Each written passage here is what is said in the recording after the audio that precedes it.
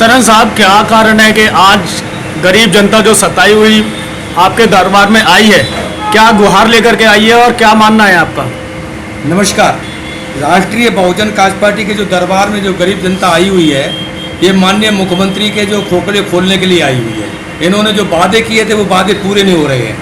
दूसरी बात यह है कि इन्होंने ये कहा था कि लॉकडाउन के टाइम पे मकान मालिक जो है किराएदारों को सताएगा नहीं, 2-2 महीने का बिल, 3-3 महीने के बिल हो गए तो कोई माफ़ कर देगा, कोई किराया नहीं मांगेगा। लेकिन मकान मालिक डंडा डाल करके पैसे भी मांग रहा है जबरदस्ती और कह रहा है कि खाली करो। तीसरी बात यह है, इन्होंने जब वादे किए थे जनता को बहुत लंबा विश्वास जीता इन्होंने, जिसके कारण ये 2 बार मुख्यमंत्री बने। 2 बार मुख्यमंत्री के बनने के पहले इन्होंने जो भी वादे किए थे वो सारे खोखले निकलते चले जा रहे हैं। करने और करने में बहुत अंतर है। इसलिए हमें तो ये सिद्ध होता है कि अब जो है इनकी जो बागडोर नहीं चला पाएंगे। राष्ट्रीय बहुजन कांग्रेस पार्टी की सौजन्य अगर दिल्ली की जनता ने हमारे को राष्ट्रीय बहुजन कांग्रेस पार्टी का साथ दिया तो वास्तविक इन्होंने दिल्ली पानी की बिल, बिजली की बिल कुछ करेंगे, लेकिन हम पूरा काम करके वादा करेंगे कि हम सबको करके ही दिखाएंगे। ये मेरा वादा है। क्या कारण है कि केजरीवाल साहब बिजली और पानी के मुद्दे को लेकर के मुख्यमंत्री 2 बार बन चुके और जनता ने उन्हें भरपूर सहयोग भी दिया, मगर आज के समय जो देखने को मिल रहा है, लॉकडाउन के पीरियड में तो बिल आ रहे थे 0। अब गरीब लोगों के बिल भी जो है 40,000, 35,000, 30,000, 50,000, यहाँ तक कि लाख रुपए तक भी आ रहा है।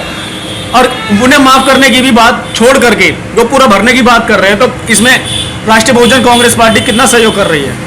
राष्ट्रीय बहुजन कांग्रेस पार्टी उनके बिल दफ्तरों में सीनियर अफसरों के पास गए, उनसे रिक्वेस्ट करी, गुहार लगाई कि मतलब एक झुग्गी में रहने वाला बंदा एक सिंगल पॉइंट का जो डिलीवरी का केस उनको दिया जा रहा था, उन्होंने ये कहा था कि भाई सिंगल डिलीवरी का जो एक बल्ब जलाएगा और इस तरीके से इतना बिल नहीं आएगा, ज़्यादा से ज़्यादा 200 रुपये आएगा।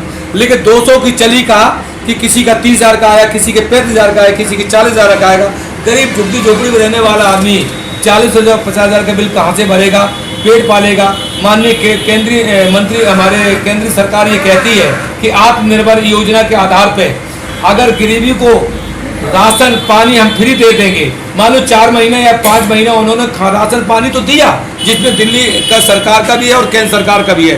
दोनों सहयोग से इन्होंने नवंबर तक का वादा भी किया और दोनों की सरकार के नाम से राशन तो दे रहे फ्री, लेकिन उसके प्रण अंदर से ऐसे निकाले जा रहे हैं कि बताओ 50,000 का बिल आया, किसी का 40,000 का आया, किसी का कुछ है। तो इस आधार पर देखते हुए राष्ट्रीय बहुजन कांग्रेस पार्टी इनकी गुहार कर लगा रही है।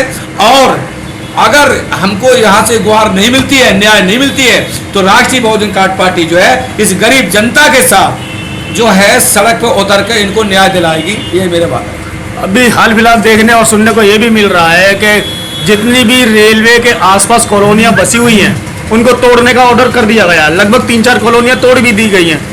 तो गरीब जनता आखिर जाएगी तो जाए कहाँ? यहाँ केंद्र सरकार जो बैठी हुई है ये सुप्रीम कोर्ट उनके अंदर है, लेकिन हम तो ये कह रहे हैं कि सुप्रीम कोर्ट ऑफ इंडिया जब केंद्र सरकार के अधीन है और माननीय प्रधानमंत्री नरेंद्र मोदी जी का ये वादा था चुनाव के पहले कि जहां झुकी वहीं मकान दिया जाएगा, तो इनको इस तरीके से जनता को गुमराह नहीं करना चाहिए। और गुमराह भी करने के बाद भी उन्होंने वोट ले लिए, प्रधानमंत्री का पद भी अटेंड कर लिया। लेकिन आज जो है विदेशों में मतलब जो है प्राइवेट संस्था को रेलवे की लाइन देने गए, उनको बिछा रहे हैं, न तो इतना किराया बढ़ा दिया जाएगा, गरीब आदमी रेल से बैठ के जा ही नहीं पाएगा। और लाइन के किनारे सुप्रीम कोर्ट ने यह आदेश दिया था कि आगे आने वाले समय पर जो व्यक्ति, जो झुग्गी झोपड़ी वाला 15 वर्ष से जिस स्थान पर बैठा हुआ है वो बंदा वहीं रहेगा, उसको वहां मालिकाना का हक दिलवाया जाएगा। ये सुप्रीम कोर्ट ने कहा दिया, जो कि हमारे पास इसकी ऑर्डर की कॉपी भी थी, हमने पहले भी इनको दिखाई गई थी, जिसके लिए आश्रय सुधार बोर्ड, श्रम विभाग और इनको रेलवे वालों को, दिल्ली जल विभाग को और सिप को, दिल्ली सरकार को, सिप को मैंने नोटिस जारी कर दिया था। उस आधार पर उन्होंने मुझे भेजा भी है, सुप्रीम कोर्ट ने मुझे भेजा भी है, उसका मेरे पास प्रूफ भी रखा हुआ है। लेकिन नामालूम सुप्रीम कोर्ट भी क्यों फिसल जाती है, मुझे तो नहीं समझना कि किसी के पास ऐसा कोरोना 19 महामारी आई है कि जजों तक के जीभ फिसलने लगी। हमें तो ये दिखाई दे रहा कि कहाँ है कोरोना। ये एक साजिश थी, गरीब आदमी को परेशान करने का साजिश है और कहीं कुछ नहीं है। ये मेरा वादा है। मास्क का इन्होंने इतना डंडा डाल दिया है, पुलिस के दम पे मास्क लगवाया जा रहा है, लेकिन उस मास्क से ऑक्सीजन शुद्ध नहीं मिल रही है।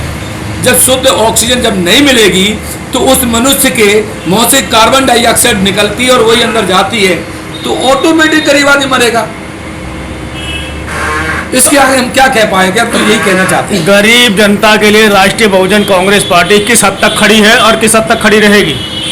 जब तक हमारे सांस में सांस है तब तक तो राष्ट्रीय बहुजन पार्टी, हमारे पदाधिकारीगण और हमारे जितने कार्यकर्तागण हैं, इन राष्ट्रीय बहुजन पार्टी के जितने हमारे पदाधिकारी हैं, पार्टी सदैव इन लोगों के दिल में बसी हुई है, बसी रहेगी और ये काम करके ही